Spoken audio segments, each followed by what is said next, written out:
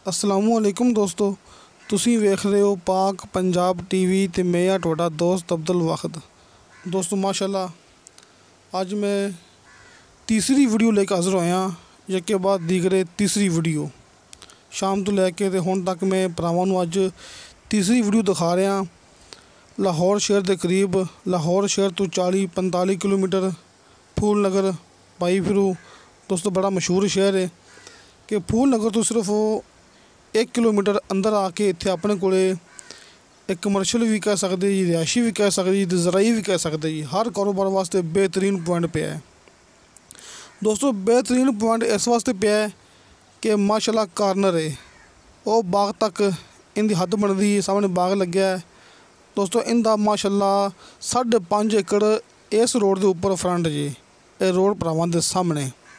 दोस्तों इस रोड के उपर इनका 5.5 एकड़ फ्रंट लगता है। वो जितों मोटरसाइकिल आ रहा है उत्तों फिर सड़क मुड़ती पई है, जी कि इस जमीन के नाल पक्का रोड जा रहा है कि कार्नर है, दोनों पासों इनू इस पक्के रोड का फ्रंट लगता है 5.5 एकड़।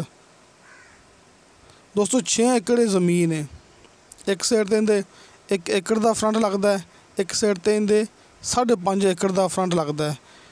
जिथे आप खड़े हैं इत्थे इनका 5.5 एकड़ का फ्रंट लगता है तो 1 एकड़ लंबाई विच है, ते जिहड़ा 1 एकड़ लंबाई विच है उन्होंने भी 1 एकड़ का फ्रंट लगता है इस पक्के रस्ते का, इस कारपेट रोड का, जिहड़ा कि भाई फिरू बाईपास तो फूल नगर बाईपास तो सिर्फ 1 किलोमीटर तो आ रहा है।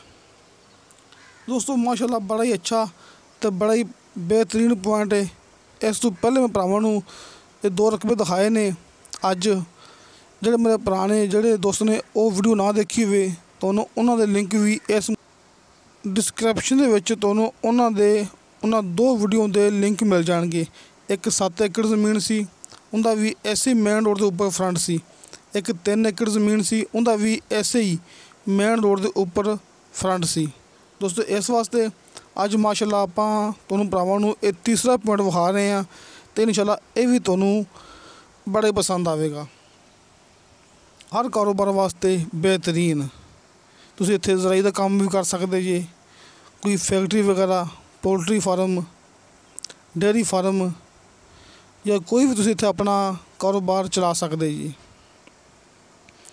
तो दोस्तों 5.5 एकड़ का फ्रंट है माशाल्लाह, ये भरावां दे सामने जिथे आप दिखा रहे हैं इस मेन रोड के उपर सिर्फ 1 एकड़ लंबाई है, वो भी इस रोड के उपर पई हुई है जी लंबाई है। दोस्तों इनकी डिमांड की मालिक ने फी एकड़ के हिसाब नाल 1 करोड़ ते 70 लाख रुपया।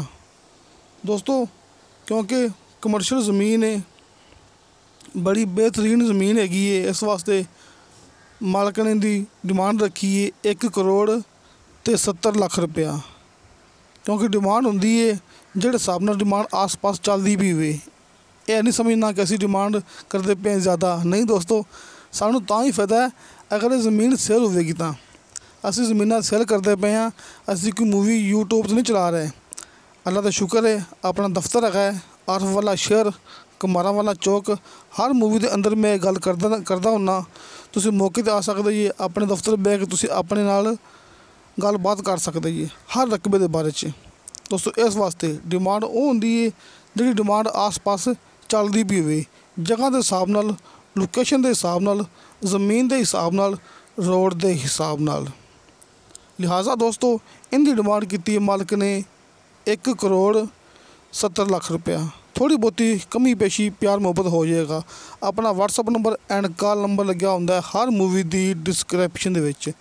दोस्तों हर मूवी की डिस्क्रिप्शन के अपने WhatsApp number and call number लगे होंदे ने। तो दोस्तों इंशाअल्लाह ताला मिलांगे अगली वीडियो ते। खुदा हाफिज़।